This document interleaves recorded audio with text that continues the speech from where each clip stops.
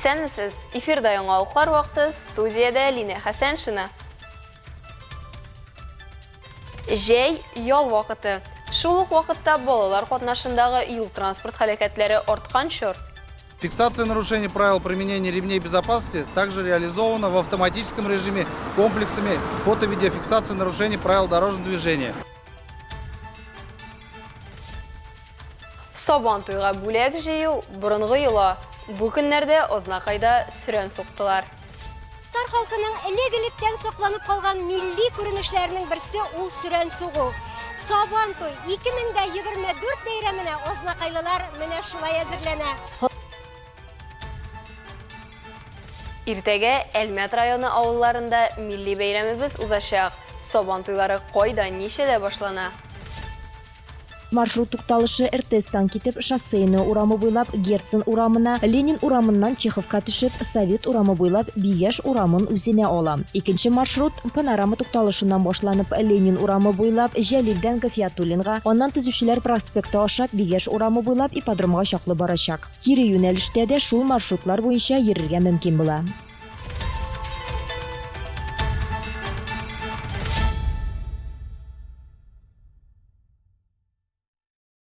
Балалар җәйге каникулларга чыкты. Димәк, ел иминлеге дәресләрен кабатларга вакыт.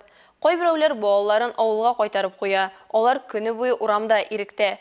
Көннәр җылыныга, кыш буе тик яткан велосипедлар да хәрәкәткә чыга. Балалар катнашындагы юл транспорт травматизмын кисәтү максатыннан Әлмәт районында төрле профилактик чаралар үткәрелә. Теманы Ләйсән Галиева дәвам итә.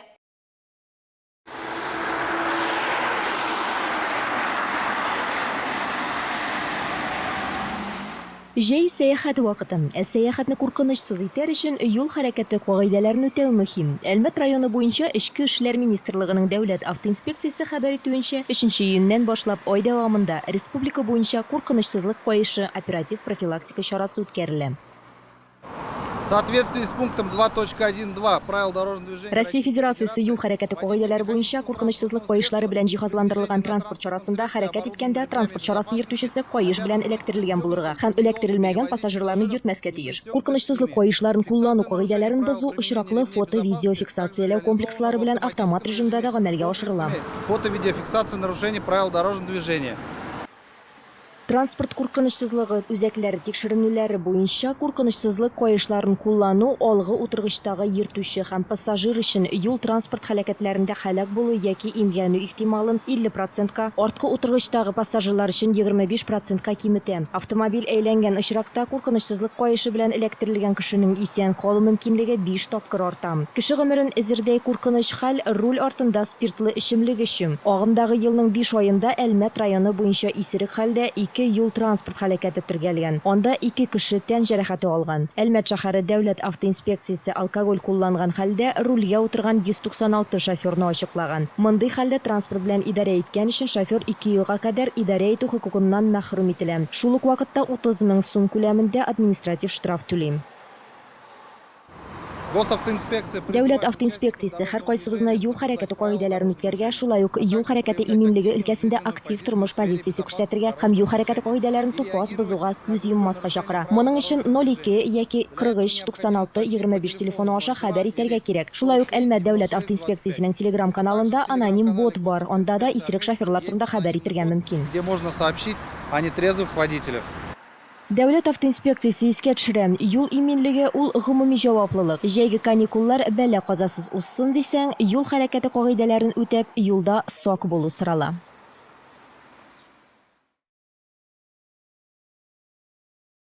Җәйне күңелле итеп уздыру, яңа көч туплау, сәламәтлекне ныгыту һәм яңа дуслар табу өчен сәламәтләндерү лагере шәп мөмкинлек. Быел республикабызда 172 000 бала өчен 1694 лагерь эшләячәк. Бүген 15 меңләп бала инде шәһәр читендә һәм мәктәп яны лагерьләрендә ял итә. Әлмәт районында да кызу чор.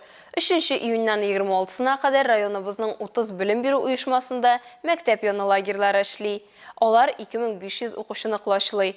Әлмәтнең 27 белем бирү оешмасында 2 июньнән 24-нә кадәр хезмәт һәм ял лагерьләре оештырылган. Биредә 18 көн дәвамында 900 бала җәен күңелле һәм файдалы уздыра. Районыбыз территориясында балалар жәйге елны Татнефть компаниясының юность һәм солнечный шәһәр шитендәге лагерьләрендә уздыра ала. Беренчесе 3 айда 1040, ә соңгысы 2240 баланы клашлаячак. Транснефть компаниясының Орленок лагерінде 1100 бала ял итәр дип көтелә. Голубое озеро санаторий профилакториенде 300 мөмкинлеге шикле бала сәламәтлеген ныгыта алачак. Ознакай районында да жәйге мәктәп яны лагерьләре һәр елдагыча оешкан төстә башланып китте. Ул республика программасы нигезендә оештырыла. Ял итәргә быел 1000-гә якын бала теләк белдергән. Лагерь ачылуга багышланган күңел ачу чарасында безнең төшерү төркемендә булып кайтты. Балаларның киләчәге бәхетле булырга тиеш, ә өлкәннәр моның өчен барлык мөмкинлекләрне дә булдыралар. Быел Ознакай мәктәп яны лагерьларында барысы 970 бала ял итәчәк. Быел районда 22 мәктәп яны һәм 13 хезмәт һәм ял лагере эшләп килә. Мәктәп яны лагерьлары үз эшчәнлекләрен төрле юнәлештә алып барып, балаларга патриотик, физик, эстетик тәрбия бирәләр. Лагерьлар белән профилактические беседалар, чаралар үткәрәбез. Также план буенча һәр лагерьда очрашулар булачак. ГАИ сотрудниклар белән, ГБУ сотрудниклар белән тагын мероприятиялар, велосипедта йөрү буенча навыклар отработка занятиялар үтәчәк. Очрашуга һәр команда әзерлек белән килгән, үз исемнәре һәм девизлары бар.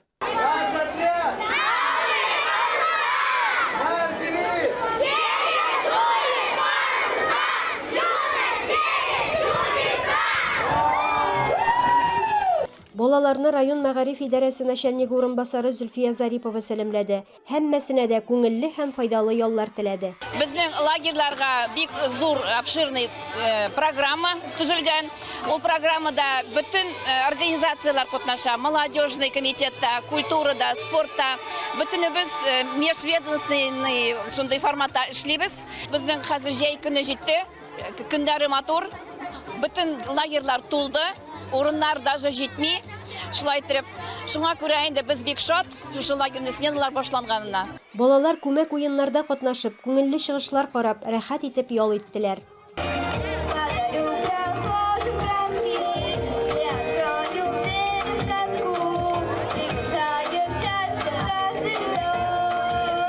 Илмира Шәрифуллина, Рөстәм Акбаров, яңалыклар вакыты, Луч, Әлмәт телекомпаниясе. Ознакайлылар сүрән суктылар. Көтеп алынган бәйрәм Сабан туйга бүләк җыю йоласы биредә һәр ел сайын югары дәрәҗәдә башкарыла. Бу хакта тулырак алдагы минутларда.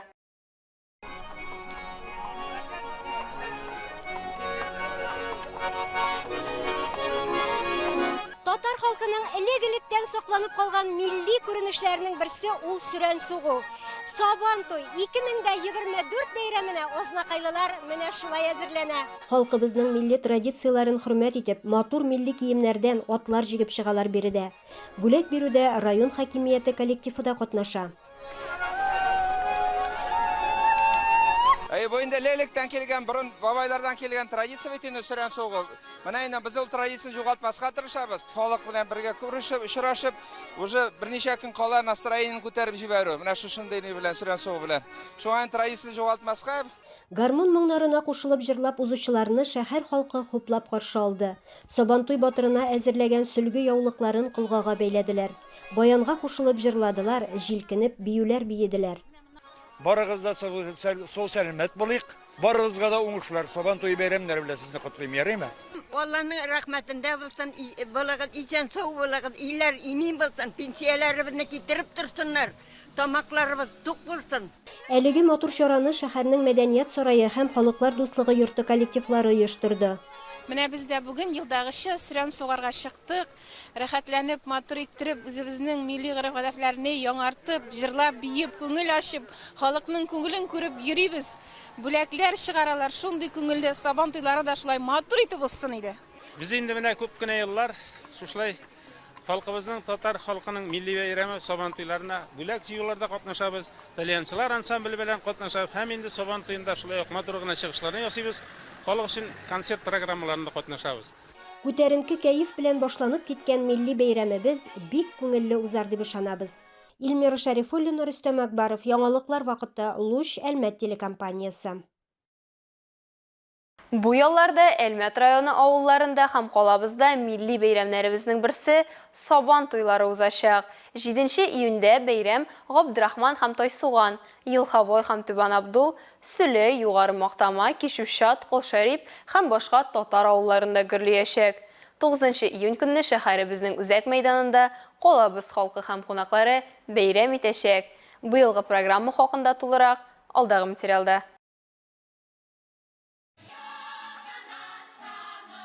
Сабантуй күрке булган милли көрәш буенча ярышлар елдагыча рәсми чарага кадәр сәгать 9-да башлана. Баш батырны рәсми ачылыштан соң үзәк мәйданда 11 сәгатьтә ачыклаячаклар. Сәгать 10-да мәйдан территориясендә бәхетле Әлмәт интерактив мәйданчыклар, һөнәрчеләр шәһәре, яшь эшкуарлар ярминкәсе оештырыла. Биредә кунакларны мастер-класслар, һөнәрчелек күргәзмәләре, иҗат коллективлары, концертлары көтә. Мәйдан үзәгендә тәмле ризыклар ярминкәсе булачак. Моннан тыш сәгать 10-нан сусаклагычта аквабайк һәм мотосерф буенча Россия чемпионаты узачак. Бәйрәмнең тантаналы өлеше үзәк мәйданда 11 сәгатьтән башлана. Монда авыл хуҗалыгы хезмәткәрләре парады, авыл хуҗалыгы алдынгыларын бүләкләү тантанасы узачак һәм концерт программасы белән дәвам итәчәк. Миләүшә Таминдарова җитәкчелегендәге Татарстан Республикасы дәүләт камера хоры катнашындагы театрлаштырылган программа һәм татар эстрадасының популяр җырчысы Гүзәл Уразова үз чыгышларын бүләк итер. Мәйданда күңел ачу һәм спорт чаралары бер юлы берничә мәйданчыкта планлаштырылган. Югары мәйданда балалар өчен батутлар, аттракционнар урнаштырыла. Аларны шулай ук квест һәм кызыклы шоу программы көтә. Традицион ат чабышлары 12 сәгатьтә узачак. Сабантуй мәйданына 7 сәгатьтән 16 сәгатькә кадәр махсус автобуслар йөриячәк. Беренче маршрут тукталышы РТС-тан китеп Шоссейны урамы буйлап Герцен урамына, Ленин урамыннан Чеховка төшеп Совет урамы буйлап Бигәш урамын үзенә ала. Икенче маршрут Панорама тукталышыннан башланып Ленин урамы буйлап Җәлилдән Гафиятуллинга, аннан Төзүчеләр проспекты аша Бигәш урамы буйлап ипподромга чаклы барачак. Кире юнәлештә дә шул маршрутлар буенча йөрергә мөмкин була.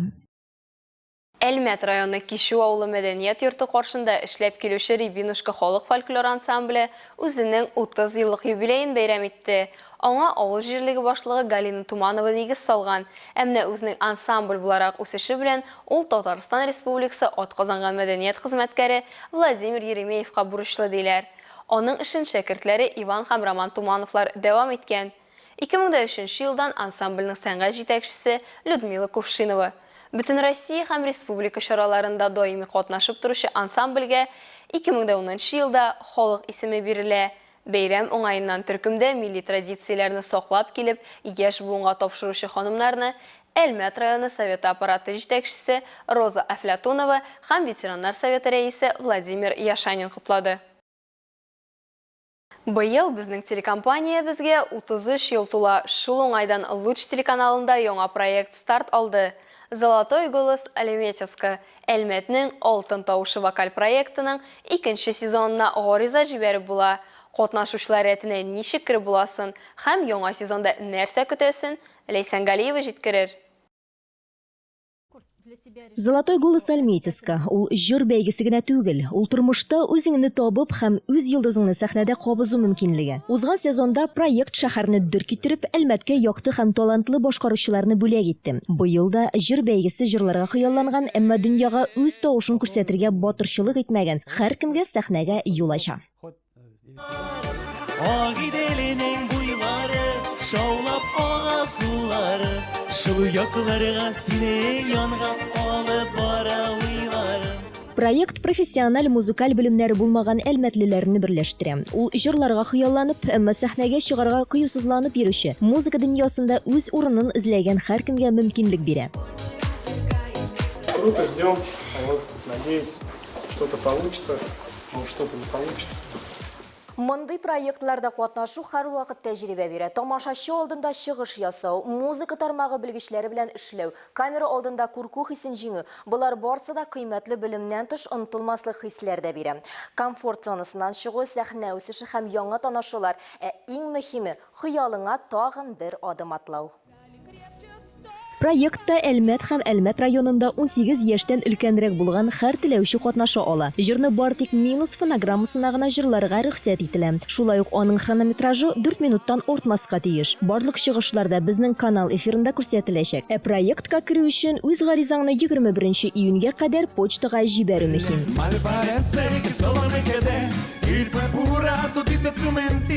maldita, maldito que la mía que cada día te encontré. Әлмәтнең алтын тавышы булу мөмкинлеген кулдан ычкындырмагыз. Бүген 7 июньдә культурная среда города шәһәрнең мәдәни мөхите проекты старт алды. 8 ел дәвамында әлеге проектны гамәлгә ашырырга Татнефть хәйрия фонды ярдәм итә. Һәр җомга һәм шимбә әлмәтлеләрне бай программа, балалар күңел ачу чаралары, тере музыка, бию кичәләре һәм тагын бик күп кызыклы чаралар көтә. Проект Түбән Мактама бистәсеннән Яшьлек скверына кадәрге киңлекләрне кулашлый. Шәһәр һәм районның 7 мәйданчыгы җирле халык өчен җәлеп итү нуктасына әверләшәк. Җәйге кичләрне кызыклы һәм күңелле уздырырга мөмкинлек биргән проект 7 июньнән 31 августка кадәр дәвам итәчәк.